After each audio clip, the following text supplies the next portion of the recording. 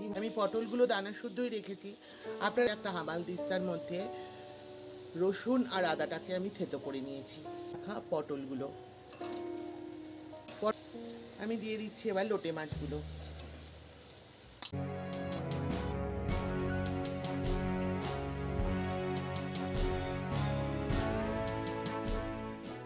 নমস্কার বন্ধুরা, আমি ভাস্বতী রান্নাঘরের তরফ থেকে আপনাদের সবাইকে স্বাগত।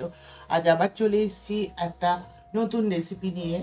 দেখতে পাচ্ছেন এখানে 5টা বড় বড় সাইজের লোটে মাছ রয়েছে। আজকে লোটে মাছের একটা দুর্দান্ত রেসিপি আমি আপনাদের করে দেখাবো।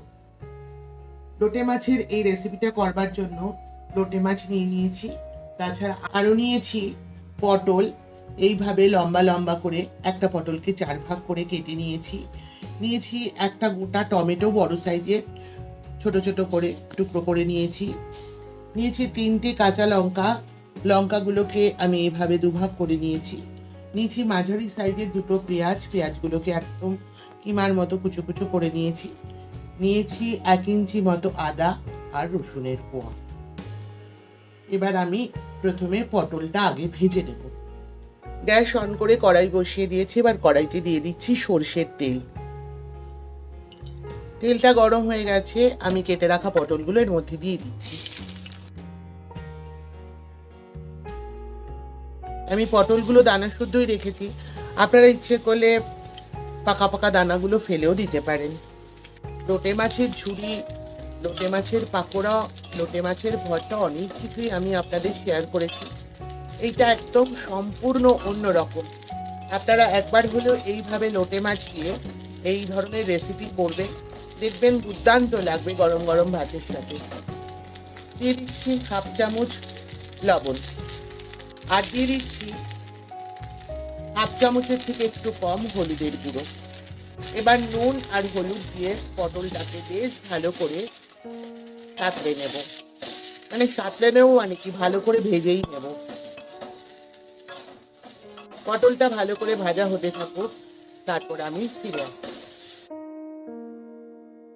খুব ভালো করেই ভাজা হয়ে গেছে। এবার পটলগুলো একটা বাটিতে তুলে নেব। এগুলো একটা বাটিতে তুলে নিচ্ছি।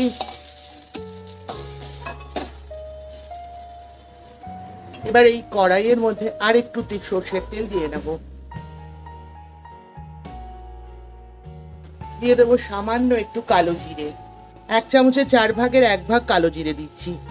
ও ফোড়নটা ভালো করে হয়ে গেছে। এবার এর মধ্যে দিয়ে দেবো কুচিয়ে রাখা পেঁয়াজ, আর দিয়ে দেবো টুকরো করে নেওয়া কাঁচা লঙ্কা। এবার পেঁয়াজ আর কাঁচা লঙ্কাটা একসাথে বেশ কিছুক্ষণ সময় ধরে ভাজা ভাজা করে নেব। যতক্ষণ এটা ভাজা ভাজা হতে থাকছে ততক্ষণ আমি রসুন আর আদাটাকে একটা হামানদিস্তার মধ্যে থেতো করে নিচ্ছি। পেঁয়াজ আর কাঁচা লঙ্কাটা ভাজা হতে হতে একটা হামানদিস্তার মধ্যে রসুন আর আদাটাকে আমি থেতো করে নিয়েছি। এবার আমি রসুন আর আদার যে পেস্টটা রেডি করেছিলাম হামানদিস্তায়, সেটা একটু সামান্য জল দিয়ে গুলে পেঁয়াজ আর লঙ্কার মধ্যে দিয়ে দেবো।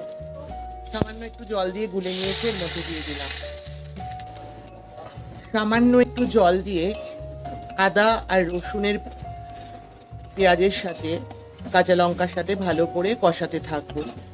সঙ্গে দিয়ে দেব টমেটোর টুকরোগুলো। এবার এইগুলো খুব ভালো করে বেশ কিছুক্ষণ সময় ধরে কষাবো, যতক্ষণ না এগুলো থেকে কাঁচা গন্ধ চলে না যাচ্ছে। এইগুলো কষতে থাকুক, আমি তারপরে ফিরে আসছি। যে জলটা আমি দিয়েছিলাম ওটা টেনে গেছে। এবার আমি এর মধ্যে এক এক করে দিয়ে দেব আন্দাজ মতন লবণ। আমি পটল ভাজবার সময় কিছুটা লবণ ব্যবহার করেছিলাম, সেটা বুঝে আমি লবণটা ব্যবহার করছি। আপনারা যেরকম লবণ খান সেটা বুঝে লবণ ব্যবহার করবেন। দিয়ে দিচ্ছি 1/2 চামচের থেকে একটু কম হলুদের গুঁড়ো। দিয়ে দিচ্ছি ছোট চামচের 1 চামচ ধনের গুঁড়ো। দিয়ে দিচ্ছি ছোট চামচের 1 চামচ জিরের গুঁড়ো। দিচ্ছি ছোট চামচের 1 চামচ শুকনো লঙ্কার গুঁড়ো। দিয়ে দিচ্ছি ছোট চামচের 1 চামচ কাশ্মীরি লঙ্কার গুঁড়ো।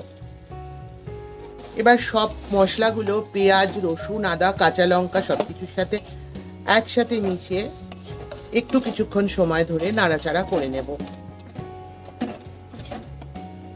একটু সামান্য জল ব্যবহার করছি যাতে মশলাটা পুড়ে না যায়।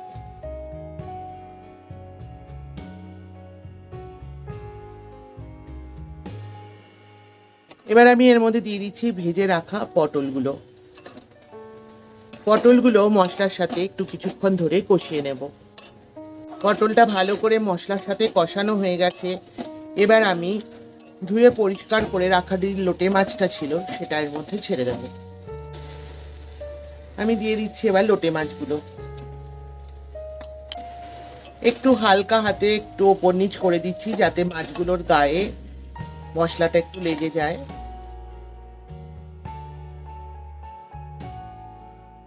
কোনো রকম জল এখানে ব্যবহার করুন। একটা ঢাকা দিয়ে দিচ্ছি, 10 মিনিট পর ফিরে আসছি। বন্ধুরা ফিরে এলাম। দেখুন লোটে মাছ থেকেই কতটা জল বেরিয়েছে। রান্নাটা অলমোস্ট হয়ে গেছে। আমি একটু কড়াইটা ধরে ঝেঁকে নেব। আর কিছু করবার নেই। এবার গ্যাসটা অফ করে একটা ঢাকা দিয়ে 2 মিনিট স্ট্যান্ডিং টাইমে রাখবো। 2 মিনিট পর আমি ফিরে আসছি। রেডি হয়ে গেল আমার পটল দিয়ে লোটে মাছের এই দুর্দান্ত স্বাদের রেসিপিটি। গরম গরম ভাতের সাথে এটা খেতে দুর্দান্ত লাগে এবং এতটাই ভালো লাগে যে কখন এক থালা ভাত শেষ হয়ে গেল আপনারা খেয়ালই রাখতে পারবেন না। এইভাবে আপনারা একবার হলেও বাড়িতে পটল দিয়ে লোটে মাছের রেসিপি ট্রাই করবেন। কথা দিচ্ছি দুর্দান্ত লাগবে।